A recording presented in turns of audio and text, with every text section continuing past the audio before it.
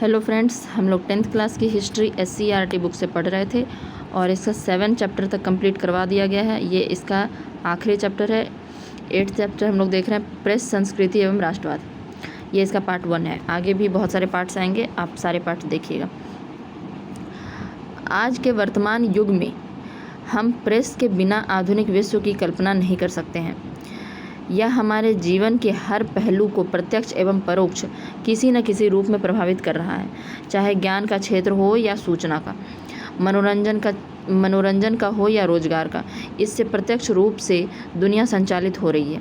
आज की दुनिया में छपाई के पूर्व की स्थिति की सिर्फ कल्पना ही की जा सकती है, जहां मनुष्य परिवर्तनकारी घटनाओं से तुरंत परिचित नहीं होता था और ज्ञान एवं सूचना के अभाव में मानव तार्किक एवं मानवीय प्रवृत्ति के विकास से वंचित था। तो इसमें बताया गया है कि पहले जब प्रेस नहीं था, उससे पहले का जो जीवन था वह कैसा था, या उसके बाद अभी हम लोग का जीवन कैसा है, हम लोग कल्पना भी नहीं कर सकते हैं उस बारे में। तो यह थोड़ा सा भूमिका है, देखते हैं आगे हम लोग। चूँकि आवश्यकता ही आविष्कार की जननी है, अतः सूचना की आवश्यकता ने आविष्कार हेतु ज्ञान जगत को प्रेरित किया। हालांकि यह आविष्कार कोई अचानक या एक दिन की घटना नहीं है, बल्कि सदियों से अनवरत विकास क्रम की कहानी है जिसने पूरे विश्व की सोच में क्रांतिकारी बदलाव लाकर रख दिया। छापाखाना के आविष्कार का महत्व इस भौतिक संसार में आग, पहिए और लिपि की तरह है, जिसने अपनी उपस्थिति से पूरे विश्व की जीवन शैली को एक नया आयाम प्रदान किया। तो यह सब भूमिका है, इसमें ज़्यादा कुछ इम्पोर्टेंट बात नहीं है। यह बताया जा रहा है कि जिस तरह आग, पहिए और लिपि का धीरे धीरे विकास हुआ, उसी तरह प्रेस का भी या छपाई का भी धीरे धीरे विकास हुआ है और यह पूरे विश्व में फैल गया है। तो लोगों को धीरे धीरे यह ज़रूरत महसूस होना शुरू हुआ कि किसी भी चीज़ को रिकॉर्ड करके रखने का महत्व तो समझ में आया, और आवश्यकता ही आविष्कार की जननी है। तो इस तरह से धीरे धीरे आविष्कार होने लगा। तो यहाँ पर कुछ लिखा हुआ है, ब्राह्मी लिपि में अशोक का अभिलेख। तो यह ब्राह्मी लिपि में अशोक का अभिलेख का कुछ दिया हुआ है, जो कि हम लोग पढ़ नहीं सकते, ऑब्वियस सी बात है। चलिए तो आगे देखते हैं, मुद्रण का इतिहास गुटेनबर्ग तक। मानव सभ्यता के आदि काल में मनुष्य जो देखता था, उसे अपनी स्वाभाविक बुद्धि तथा अनुभव के अनुसार विभिन्न प्रकार से अंकित करने का प्रयास करता था। लेखन सामग्री के आविष्कार के पूर्व मानव चट्टानों तथा गुफाओं में अनुभवों एवं प्रसंगों की खुदाई करके चित्रित करता था तथा मिट्टी की टिक्कियों का उपयोग करता था। तो जब तक लेखन सामग्री का आविष्कार नहीं हुआ था, तब क्या होता था कि लोग जो भी अनुभव करते थे या जो भी उनको लिखना होता था या कुछ उस तरीके से, तो खुदाई करके चित्रित करते थे, मिट्टी की टिक्कियों का उपयोग करते थे। बाद में अपने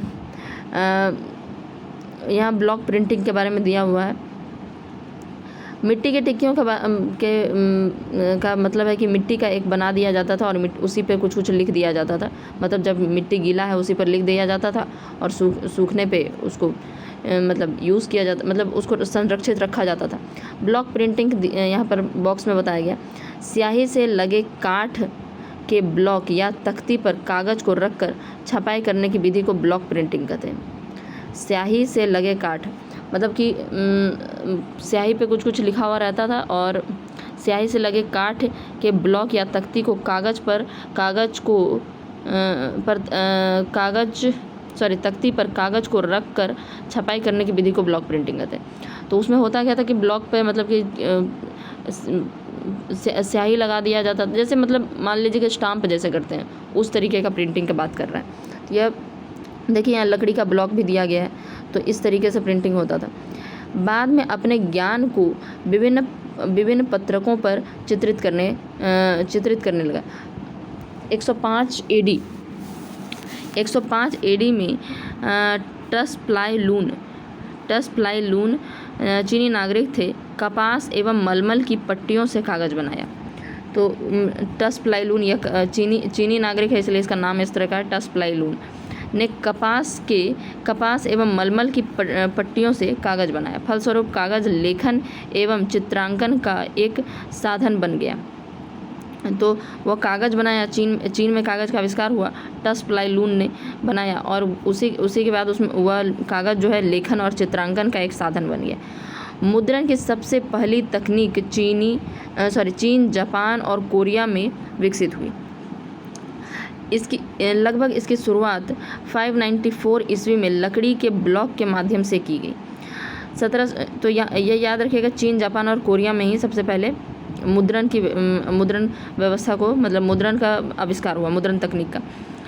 594 ईस्वी में क्या हुआ, लकड़ी के ब्लॉक के माध्यम से यह मतलब मुद्रण किया जाता था। मुद्रण मतलब छपाई होता है, ठीक है।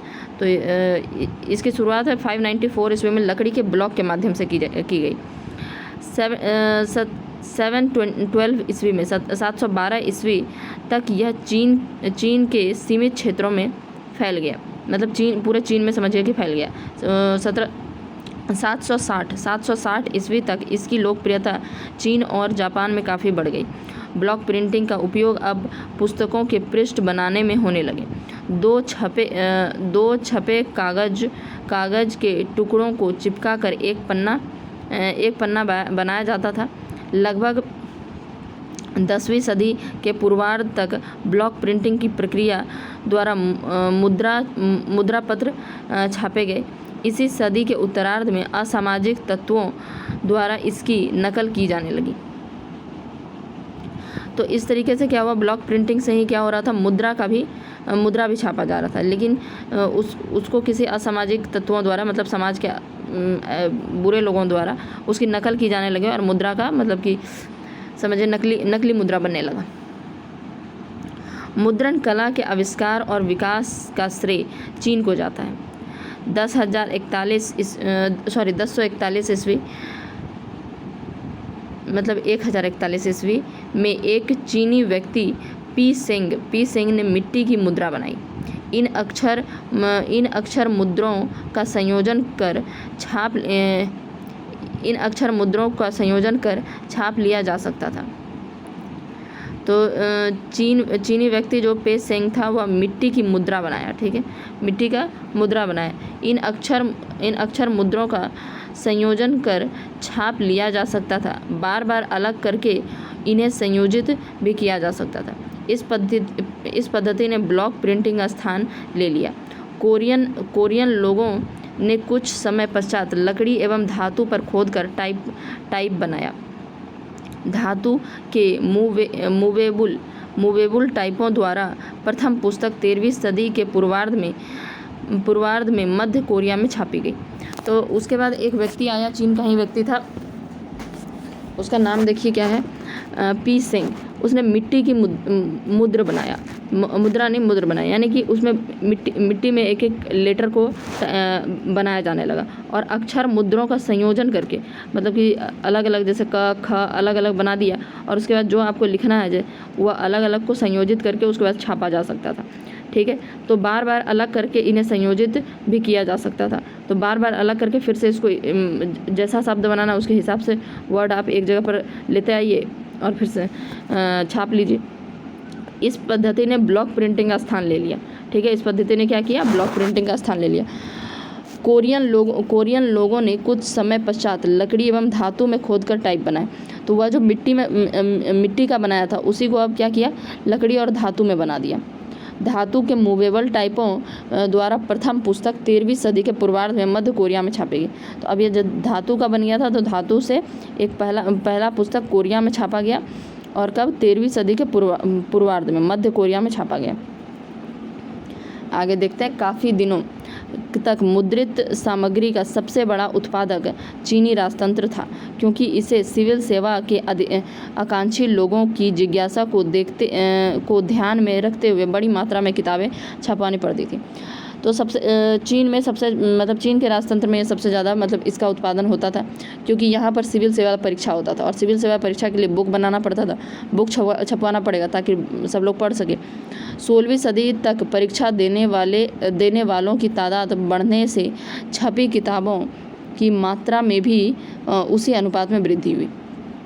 तो हुआ क्या, 16वीं सदी तक जो परीक्षा देने वाले बच्चे थे उनका तादाद बढ़ने लगा, और जो किताब है उसका मांग भी, डिमांड भी बहुत ज़्यादा होने लगा।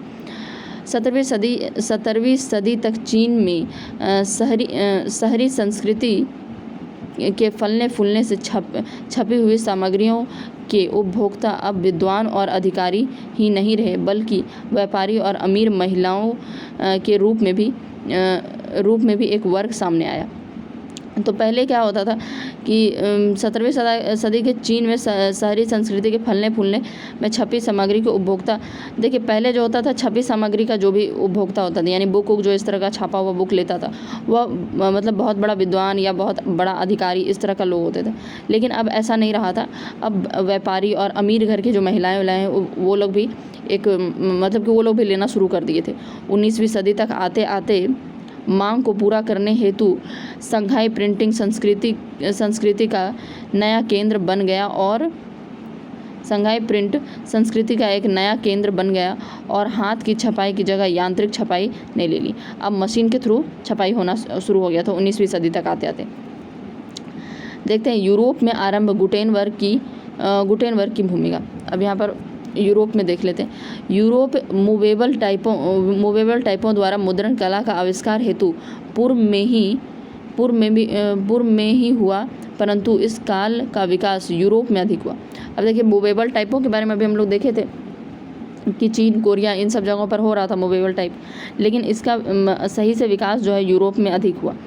इसका प्रमुख कारण था चीनी, जापानी और कोरियन भाषा में 40,000 से अधिक वर्ण अक्षर थे। फलतः सभी वर्णों का ब्लॉक बनाकर उपयोग करना कठिन कार्य था। तो ये जो चीनी, जापानी और कोरियन भाषा जो उसमें 40,000 से अधिक वर्णाक्षर हैं, मतलब कि बहुत ज़्यादा ही वर्ड्स हो जाता है, ठीक है। और सबका बना पाना यह थोड़ा सा मुश्किल था। लेकिन लकड़ी के ब्लॉक द्वारा होने वाली मुद्रण कला समरकंद, पर्सिया, सीरिया मार्ग से रेशम मार्ग व्यापारियों द्वारा यूरोप में सर्वप्रथम रोम में प्रविष्ट हुआ। तो यह लकड़ी का जो ब्लॉक प्रिंटिंग वाला था, यह जो रेशम मार्ग था, ठीक है, जो कि समरकंद, पर्सिया, सीरिया का जो मार्ग था, रेशम मार्ग, वहाँ से व्यापारियों द्वारा मतलब रोम में प्रवेश किया। 13वीं सदी के अंतिम में रोमन मिशनरियों एवं मार्को पोलो द्वारा ब्लॉक प्रिंटिंग के नमूने यूरोप पहुँचे। तो धीरे धीरे ब्लॉक प्रिंटिंग का जो नमूना है वह कहाँ पहुँचा, यूरोप पहुँच गया, इस रोमन मिशनरियों द्वारा और मार्को पोलो द्वारा।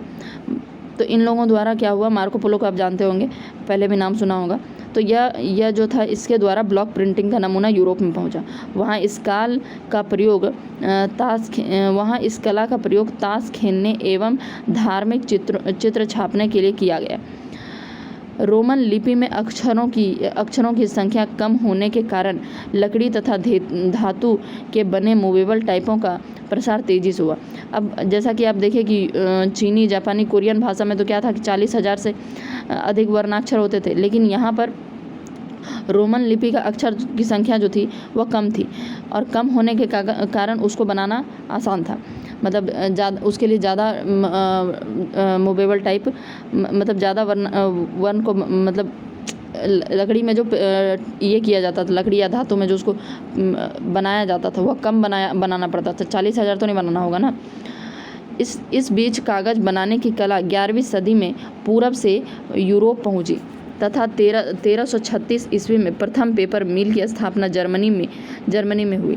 इसी काल में शिक्षा का प्रसार, व्यापार एवं मिशनरियों की बढ़ती गतिविधियों से सस्ती मुद्रित सामग्रियों में मांग तेजी से बढ़ी।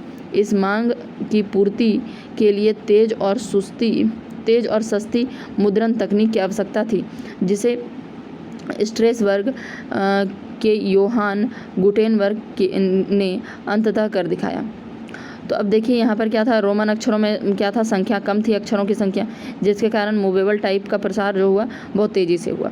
इस बीच कागज़ बनाने का कला भी 11वीं सदी में पूरब से यूरोप तक पहुँच गया। मतलब पहले तो मुद्रण कला पहुँचा, उसके बाद कागज़ जो चीन ने बनाना शुरू किया था, वह कागज़ बनाने का तरीका भी यूरोप पहुँच गया था। 1336 ईस्वी में पहला पेपर मिल की स्थापना कहाँ पर हुई, जर्मनी में। याद रखिएगा 1336 में पहला पेपर मिल जर्मनी में स्थापित हुआ। इस काल में शिक्षा के प्रसार, व्यापार एवं मिशनरियों की बढ़ती हुई गतिविधियों से सस्ती मुद्रित सामग्री में तेजी से मांग हुई। अब मतलब शिक्षा का प्रसार बहुत तेज़ी से हो रहा था, व्यापार और मिशनरियों की बढ़ती गतिविधियाँ, ये सब जो गतिविधियाँ बढ़ रही थी, इससे जो मुद्रित सामग्री यानी छापा हुआ सामग्री जो है उसका मतलब सस्ते रूप में यानी बहुत महंगा ना हो, तो सस्ती जो छापी हुई सामग्री है उसका मांग बहुत तेज़ी से बढ़ने लगा। इस मांग के कारण, और जब किसी चीज़ का मांग बढ़ता है तो उसको पूर्ति करने के लिए लोग बहुत तरीके से तकनीक सोचते हैं। तो इस मांग की पूर्ति के लिए तेज़ और सस्ती मुद्रण तकनीक की आवश्यकता थी। मतलब ऐसी मुद्रण तकनीक, ऐसी छपाई की तकनीक जो तेज़ हो, तेज़ी से करे और सस्ते में हो। 1430 के दशक में स्ट्रेसबर्ग के योहान गुटेनबर्ग, तो स्ट्रेसबर्ग के रहने वाले योहान गुटेनबर्ग जो थे उन्होंने कर दिखाया। तो अब गुटेनबर्ग का प्रिंटिंग प्रेस हम लोग देखते हैं। जर्मनी के मेंज नगर में गुटेनबर्ग ने कृषक, जमींदार, व्यापार परिवार में जन्म लिया। तो वह कहाँ के रहने वाले थे गुटेनबर्ग? जर्मनी के मेंज नगर में गुटेनबर्ग ने कृषक, जमींदार परिवार में जन्म लिया। वह बचपन से ही तेल और जैतून पेरने वाली मशीनों से परिचित था। ठीक है, उसके घर में होता होगा, तेल और जैतून पेरने वाली मशीनों से परिचित था। गुटेनबर्ग ने अपने ज्ञान एवं अनुभव से टुकड़ों में बिखरी मुद्रण कला के ऐतिहासिक शोध को संगठित एवं एकत्रित किया तथा टाइपों के लिए पंच, मैट्रिक्स, मोल्ड आदि बनाने पर योजनाबद्ध तरीके से कार्य आरंभ किया। तो वह क्या था? वह इन सारे ज्ञान को इकट्ठा किया और सबको मतलब कि एक जगह पर योजनाबद्ध तरीके से प्रारंभ किया, मतलब बनाना ठीक से योजनाबद्ध तरीके से इसको शुरुआत किया। मुद्रा बनाने हेतु उसने सीसा, टीन मतलब टीन, रांगा और बिस्मित धातुओं जैसे उचित मिश्र धातु बनाने का तरीका ढूंढ निकाला। शीशे का चयन सस्ता और स्याही के हस्तांतरण करने की क्षमता के कारण किया गया। शीशे का चयन क्यों किया गया? सस्ता था और स्याही के स्थानांतरण करने की क्षमता के कारण किया गया। रांगा का उपयोग उसकी कठोरता एवं गलने के गुण से किया गया। तो यह सीसा, टीन और बिस्मित, इन सब चीज़ों का यूज़ जो था वह किसी न किसी कारण से किया जा रहा था। सीसा का चयन क्यों किया गया? क्योंकि वह सस्ता था। स्याही के हस्तांतरण करने की क्षमता के कारण, और सीसा जो था वह आसानी से स्याही का हस्तांतरण कर सकता है। मतलब एक जगह से स्याही को अगर डुबाया जाएगा तो दूसरी जगह वह छापने में मतलब आसानी से कर सकता है। टीन का उपयोग क्यों किया गया? क्योंकि उसकी कठोरता और गलनांक के गुणों के कारण, ठीक है, कठोरता के कारण उसका यूज़ किया गया था। गुटेनबर्ग ने आवश्यकता के अनुसार मुद्रण स्याही भी बनाई और हैंड प्रेस का प्रथम बार मुद्रण कार्य संपन्न करने में प्रयोग किया। तो उसने स्याही, एक सस्ता स्याही जो हो सकता है, मतलब वह भी बनाया। ठीक है, इस हैंड प्रेस में लकड़ी के चौखट में दो समतल भाग, प्लेट एवं बेड, एक के नीचे दूसरा समानांतर रूप से रख दिए गए थे। कंपोस्ट किया हुआ टाइप मैटर बेड पर कस किया जाता था और उस पर स्याही लगाकर कागज रखकर प्लेट द्वारा दबाकर मुद्रित किया जाता था। तो गुटेनबर्ग का जो हैंड प्रेस था उसको वह यहाँ पर बताया गया वह किस तरीके का था। देखिए 1414 वर्ष में शुरू किया गया था। बेसिकली आपसे यही पूछा जाएगा कि कब शुरू किया गया था, लेकिन हम थोड़ा सा उसको बताने की कोशिश करते हैं। वैसे आप यूट्यूब पे अगर आप देख लेंगे शॉर्ट्स वीडियो में, ठीक है, तो आपको ज़्यादा अच्छे से समझ आ जाएगा कि वह मशीन किस तरह से काम करता था। सिंपल बात यही है कि उसमें एक प्लेट लगा दिया जाता था और उस पर सजा दिया जाता था कि ठीक है कि कौन कौन सा मतलब टाइप मैटर को पहले से ही बेड पे सजा दिया जाता था और उसके ऊपर फिर रख देते थे क्या, कागज़ रख देते थे और कागज़ के ऊपर से उसको दबा दिया जाता था, मतलब दबाने का वो मशीन होता था सिंपली। तो इतना ज़्यादा जानने का ज़रूरत नहीं। इस प्रकार एक सुस्पष्ट, सस्ता एवं शीघ्र कार्य करने वाला गुटेनबर्ग ऐतिहासिक मुद्रा शोध 1440 वर्ष में शुरू हुआ, जब गुटेनबर्ग को फर्स्ट नामक सुनार से बाइबल छापने का ठेका प्राप्त हुआ। तो ठेका प्राप्त हुआ। ऐसा माना जाता है कि पुराने 42 लाइन एवं 36 लाइन के बाइबल गुटेनबर्ग द्वारा छापे गए। हालांकि इन पर प्रकाशन की कोई तारीख अंकित नहीं है। तो शुरू में जब यह हुआ था तो इसको गुटेनबर्ग को फर्स्ट नामक एक सुनार या साहूकार द्वारा बाइबल छापने का ठेका प्राप्त हुआ था, ठीक है। तो वह 42 लाइन वाला और 36 लाइन वाला जो बाइबल है वो गुटेनबर्ग द्वारा छापा गया है, ऐसा माना जाता है। 421 लाइन वाले बाइबल का मुद्रण गुटेनबर्ग द्वारा शुरू किया गया, लेकिन फर्स्ट और सुओफर द्वारा इसे पूर्ण किया गया। तो यह फर्स्ट और सुओफर द्वारा इस कार्य को पूर्ण किया गया, जो 421 लाइन वाला जो बाइबल था। आगे देखते हैं। क्योंकि दोनों ने गुटेनबर्ग के प्रेस को कोर्ट की डिग्री द्वारा अपने अधिकार में कर लिया था। तो इसको अधिकार में कर लिया था, फर्स्ट और सुओफर की बात कर रहा है। इसके पश्चात गुटेनबर्ग ने पुनः मुद्रा एवं हैंड प्रेस का विकास कर 36 लाइन में बाइबल को 448 ईस्वी में छापा। अब यहाँ जो 421 लाइन बोला गया है वह गलत लिखा है शायद, यहाँ पर 42 लाइन केवल लिखना चाहिए, तो 1 हमको लगता है बेकार में दे दिया। तो यह उसके बाद 36 लाइन वाला बाइबल जो है 448 में छापा। तो शुरू में इसको 42 लाइन वाला छापा था, फिर उसको 36 लाइन वाला बाइबल छापा। इसके बाद सुओफर ने इंडल्जेंस नामक पुस्तक छापी। पहले क्या छापा, फर्स्ट और सुओफर ने बाइबल छापा, उसके बाद इंडल्जेंस नामक एक पुस्तक को छापा। हालांकि विवादों में घिरने के बावजूद मेंज में शुरू होकर पूर्णता को पहुंची मुद्रण कला का प्रसार शीघ्रता से यूरोपीय देशों एवं अन्य स्थानों पर हुआ। तो यह मेंज नगर से शुरू हुआ था, जहाँ पर गुटेनबर्ग का जन्म हुआ है, वहाँ से शुरू होकर पूरे यूरोप में बहुत जल्दी फैल गया। कोलेग्न आग्सबर्ग, वेसल, रोम, वेनिस, एंटवर्प, पेरिस आदि शहर मुद्रण के प्रमुख केंद्र के रूप में विकसित हुए। तो यह सब याद रखिएगा। कोलेग्न, आग्सबर्ग, वेसल, रोम, वेनिस, एंटवर्प, पेरिस, इस तरह का जो शहर था वह प्रमुख केंद्र था मुद्रण का। यही शहर आगे चलकर पुनर्जागरण एवं व्यापारिक क्रांति के केंद्र के रूप में अपनी विशिष्ट पहचान बनाए। अब ये देखिए, यही है हैंड प्रेस, ठीक है। इसमें मतलब कि सजाया सारा जो अल्फ़ाबेट्स होता होगा या जो भी उसको कहेंगे, उसको लगा दिया जाता था और उसके ऊपर पेपर रख के उसके बाद उसको प्रेस कर दिया जाता था, और इसको हाथ से ही प्रेस किया जाता था, इसलिए इसे हैंड प्रेस मशीन कहा।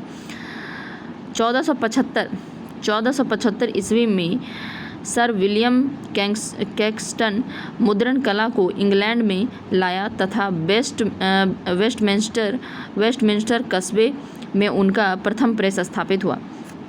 तो इंग्लैंड में किसने लाया था, विलियम कैक्सटन ने मुद्रण कला को लाया था, और इसको कहाँ पर स्थापित किया, प्रेस को स्थापित कहाँ पर किया, वेस्टमिंस्टर कस्बे में, ठीक है। पुर्तगाल में इसकी शुरुआत 1544 ईस्वी में हुई। तत्पश्चात यह आधुनिक रूप में विश्व के अन्य देशों में पहुंचा। तो 1440 ईस्वी में जर्मनी के मेंज शहर में, ठीक है। उसके बाद 1475 ईस्वी में विलियम कैक्सटन ने मुद्रण कला को इंग्लैंड लेके गया और वेस्टमिंस्टर कस्बे में इसको लगाया, और फिर 1544 ईस्वी में लगभग समझ लीजिए कि लगभग 100 साल बाद जब से शुरू हुआ तब से लेकर सब 100 साल बाद यह पुर्तगाल में पहुंचा, ठीक है, और उसके बाद धीरे धीरे पूरे विश्व में पहुंच गया। मुद्रण क्रांति का बहुआयामी प्रभाव, तो ये अब हम लोग कल देखेंगे, मतलब नेक्स्ट पार्ट में देखेंगे मुद्रण क्रांति का बहुआयामी प्रभाव। Thank you.